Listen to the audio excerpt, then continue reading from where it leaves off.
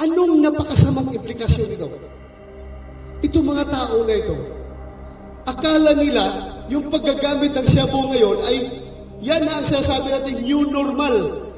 Normal na yan, parang legal na ang paggamit ng shabu. Then, very proud silang ipakita sa buong mundo na sila'y gumagamit ng shabu.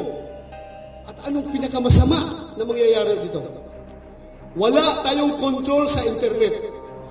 Ang mga bata na nag-i-scroll up, scroll down sa internet, nakikita nila yan. Ano ngayon ang maitatanim sa utak ng kabataan? Uy, sikat pala ngayon kapag gumagamit ka ng shabu. Kumikita ka pa, may content ka, content creator ka, yumayaman ka dahil maraming views. Kumikita ka. At inisipin ng mga bata, natural lang yan, normal lang yan. So ano magiging kinabukasan ng Pilipinas?